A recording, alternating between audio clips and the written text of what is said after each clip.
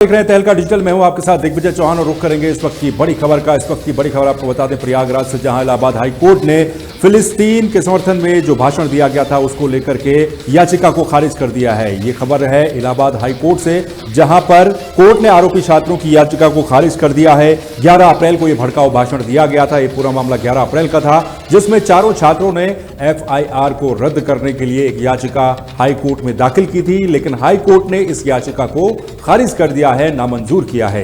तो आपको बता दें कि फिलिस्तीन के समर्थन में भड़काऊ भाषण देने का यह पूरा मामला था। 4 छात्रों के खिलाफ इस मामले में FIR दर्ज की गई थी। इस भड़काऊ भाषण के बाद हंगामे जैसी स्थिति भी वहां पर हो गई थी और उसके बाद यह FIR दर्ज की गई थी 4 छात्रों के खिलाफ, जिन्होंने उसके बाद हाईकोर्ट की शरण ली। हाईकोर्ट में याचिका दाखिल की गई कि उनके ऊपर लगी FIR को रद्द कर दिया जाए, लेकिन हाईकोर्ट ने उनकी याचिका को नामंजूर कर दिया है। तो ये बड़ी खबर, बड़ा अपडेट इस वक्त सामने आ रहा है, जहां पर फिलिस्तीन के समर्थन में जो भड़काऊ भाषण देने का मामला था, 11 अप्रैल को यह भड़काऊ भाषण दिया गया था, जिसके बाद स्थितियां तनावपूर्ण हो गई थी। इजराइल और फिलिस्तीन को लेकर के यह भाषण दिया गया था और इसके बाद जो हंगामे वाली स्थिति थी, पुलिस को उसमें बल प्रयोग करना पड़ा था, पुलिस को कड़ी मशक्कत करनी पड़ी थी हालातों को काबू करने में। और उसके बाद जब इन छात्रों के ऊपर FIR दर्ज होती है तो ये चारों छात्र जो हैं वो हाईकोर्ट की शरण में जाते हैं।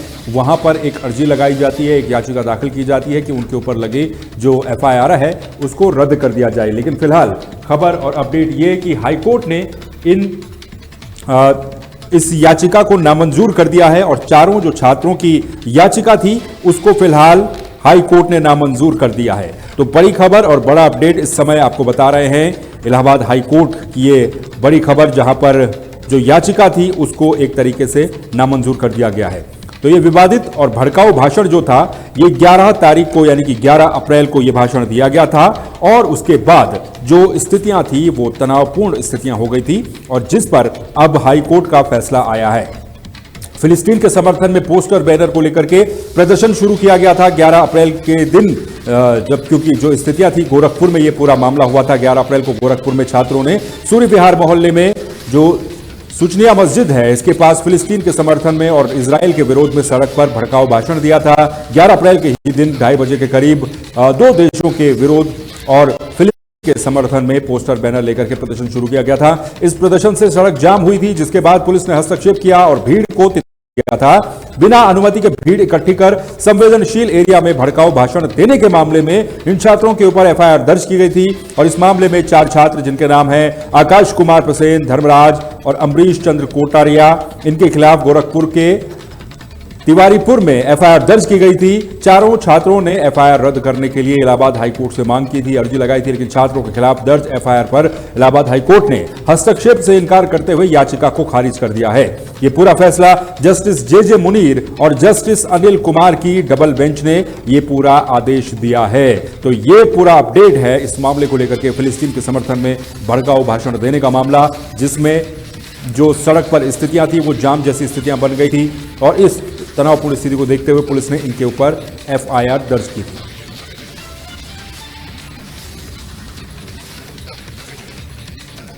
चलिए अगली खबर भी इलाहाबाद हाई कोर्ट से सामने आ रही है, जहां पर कोर्ट से उत्तर प्रदेश सरकार को एक बड़ी फटकार पड़ी है। यह फटकार उत्तर प्रदेश महाकुंभ के दौरान हुई भगदड़ के मुआवजे को लेकर के सरकार को पड़ी है। हाई कोर्ट ने सरकार से कई मामलों में जवाब भी मांगा है। स्पष्ट निर्देश दिए हैं हाई कोर्ट ने कि जो मुआवजा वितरण है महाकुंभ में भगदड़ मामले में, जो महाकुंभ जिसमें भगदड़ हुई थी, इसमें सरकार के रवैये को अस्थिर और उदासीन कोर्ट ने बताया है। हाईकोर्ट ने सरकार से सभी दावों का ब्यौरा भी मांगा है जो दावे सरकार ने किए थे और कोर्ट ने पीड़ितों के प्रति संवेदनशीलता दिखाने के निर्देश भी दिए हैं। उत्तर प्रदेश सरकार को महाकुंभ भगदड़ मुआवजे पर कोर्ट ने फटकार लगाई है, हाईकोर्ट ने फटकार लगाई है और मुआवजे में देरी को लेकर के हाईकोर्ट ने सरकार को फटकार लगाई है। उत्तर प्रदेश में महाकुंभ के दौरान जो भगदड़ मची थी उसमें जो प्रभावित हुए थे उनको मुआवजा देने का ये पूरा मामला था और इसमें पूरा मुआवजा नहीं मिल पाया और इसको लेकर के हाईकोर्ट ने उत्तर प्रदेश सरकार को फटकार लगाई है। महाकुंभ के दौरान 29 जनवरी को मौनी अमावस्या के दिन शाही स्नान की रात को भगदड़ हुई थी और इस त्रासदी में जान गंवाने वालों को अभी तक मुआवजा न मिलने पर हाईकोर्ट ने उत्तर प्रदेश सरकार को कड़ी फटकार लगाई है। न्यायालय की अवकाश पीठ ने सरकार के रवैये को अस्थिर और नागरिकों की पीड़ा के प्रति उदासीन करार दिया है। न्यायमूर्ति सौमित्र दयाल सिंह और न्यायमूर्ति संदीप जैन की खंडपीठ ने उदय प्रताप सिंह की याचिका पर सुनवाई करते हुए यह सख्त टिप्पणी दी है। याचिकाकर्ता उदय प्रताप सिंह की पत्नी 52 वर्षीय सुनैना देवी की कुंभ भगदड़ के दौरान गंभीर चोटें लगने से मौत हो गई थी। खास बात यह है कि शव का न तो पोस्टमार्टम किया गया था और न ही परिवार को यह जानकारी दी गई थी कि महिला कब और किस हालत में अस्पताल लाई गई थी। अदालत ने इसे गंभीर चूक माना और सरकारी संस्थानों की कार्यप्रणाली पर सवाल उठाए थे और इसी के लेकर के अब हाईकोर्ट ने उत्तर प्रदेश सरकार को एक कड़ी फटकार भी लगाई है।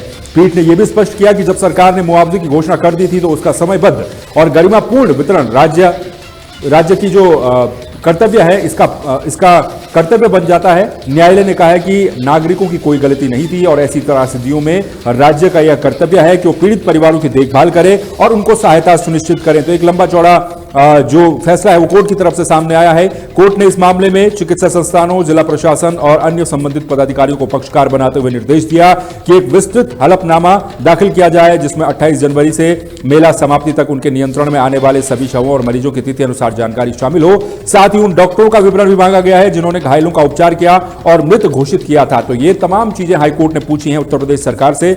न्यायालय ने राज्य सरकार को मुआवजे से संबंधित और प्राप्त सभी लंबित दावों का ब्यौरा प्रस्तुत करने के भी निर्देश दिए हैं। तो ये एक महत्वपूर्ण खबर उत्तर प्रदेश से, जहां पर हाईकोर्ट ने उत्तर प्रदेश सरकार को मुआवजे में देरी को लेकर के कड़ी फटकार लगाई है।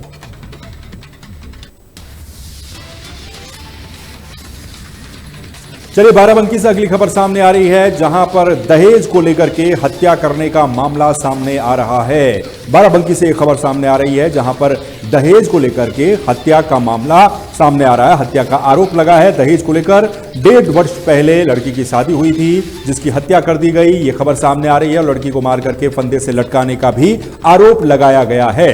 तो ये लड़की पक्ष ने पुलिस को इसकी सूचना दी और शव को अब पोस्टमार्टम के लिए पुलिस के द्वारा भेज दिया गया है। रामनगर कोतवाली के सिहामऊ क्षेत्र का यह पूरा मामला बताया जा रहा है। तो उत्तर प्रदेश के बाराबंकी से खबर है जहां पर दहेज हत्या का आरोप लगाया गया है लड़की के परिजनों के द्वारा। जिस लड़की की मौत हुई है या फिर हत्या कर दी गई है, परिजनों के अनुसार उसकी हत्या करके उसका शव पंखे से टांग दिया गया था, लेकिन वो इसे हत्या करार दे रहे हैं और उसकी सूचना उन्होंने पुलिस को दी। पुलिस ने फिलहाल शव को कब्जे में लेकर के पोस्टमार्टम के लिए भेज दिया है।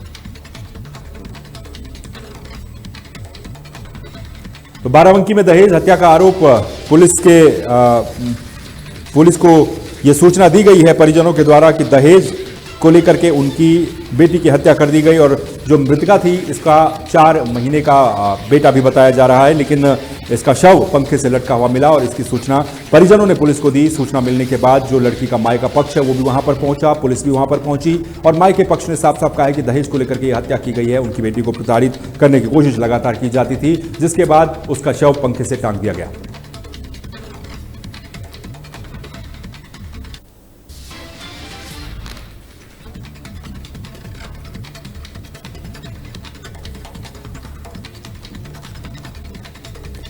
ब्रेकिंग न्यूज में फिलहाल के लिए बस इतना ही, लेकिन बाकी खबरों के लिए और बाकी अपडेट्स के लिए आप लगातार बने रहिए तहलका डिजिटल के साथ। मुझे दीजिए इजाजत, नमस्कार।